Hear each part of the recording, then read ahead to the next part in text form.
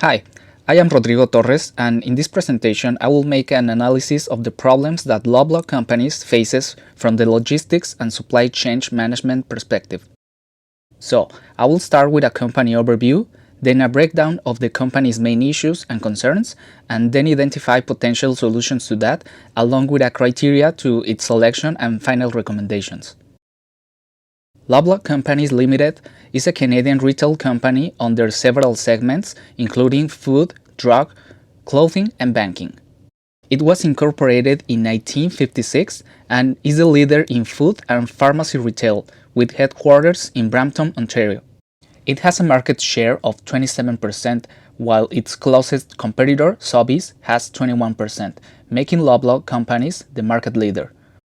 The company's common shares are listed in the Toronto Stock Exchange and manages more than 2,400 stores across Canada, employing approximately 200,000 staff members. As division units, Loblaw Companies lead the market with high quality and wide variety of products, as Loblaw does, with convenience and reliability as Shoppers Drug Mart, following the principles of rewarding customers as PC Financial and low prices and character that make them even part of the Canadian culture as no frills. The value proposition of the company also includes proprietary brands such as President's Choice, No Name, Farmers Market, and Life Brand that have become synonymous with trust, quality, innovation, and value. Due to the type of business it is engaged in, Loblaw Companies Limited heavily relies on its logistics and supply chain management.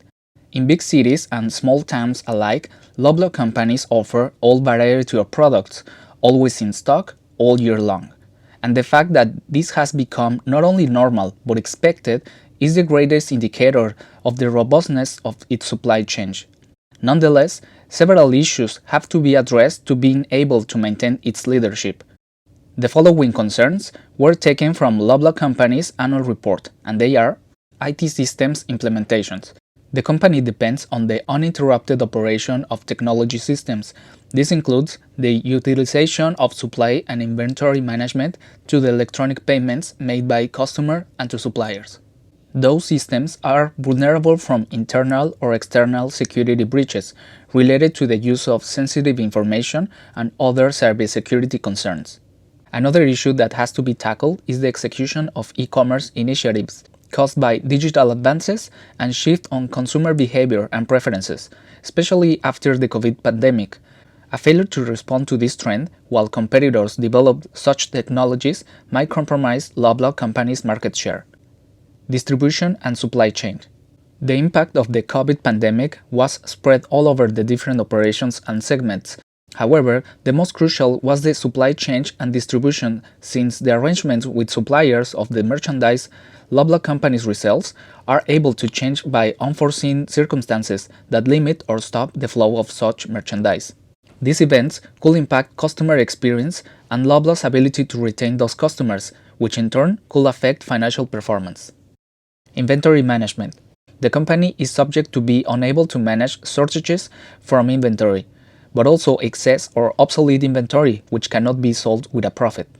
Simplification and efficiency processes are needed to obtain more accurate data to provide more precise asset information to be prepared to adapt the supply of seasonal products or new and disruptive demand changes.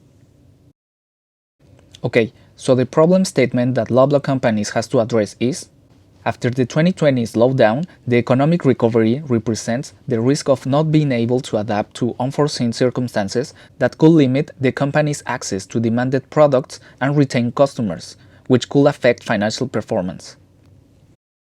To come up with a solution, we need to define our selection criteria, which is customer satisfaction, that is obtained by the availability of all product varieties, from vegetables to electronics, at all times. The inventory cost, composed by the cost of transportation, storage, and payroll, as well as the cost of spoilage and damages.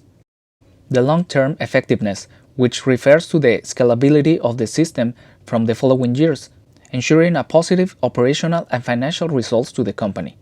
And finally, ease for implementation. This is measured by money, time, and staff required for training, implementation of operational systems, and physical setup on company's facilities. The options we have are a drastic reduction of inventory, an accumulation of inventory, or a balanced approach.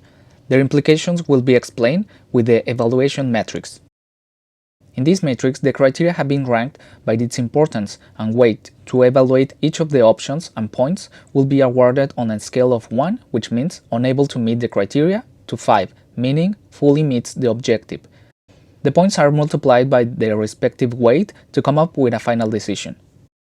First, since customers are satisfied when we are able to meet their demands by having all products available, accumulation of inventory and balanced approach will get 5 points, while drastic reduction of inventory gets only 1 point. Next, the inventory cost when eliminating inventory will be at its bare minimum. That means that the criteria is fully met and gets 5 points. For the accumulation, that means higher cost, so the criteria is not met and gets only 1 point. For the balanced approach, the storage expenses will be still there, adding to the total cost of goods sold, so it gets 3 points. For the long-term effectiveness, a drastic reduction of inventory is able to keep costs low when the supply chain is working without interruptions, but this extreme version of the just-in-time approach isn't effective during disruptive periods.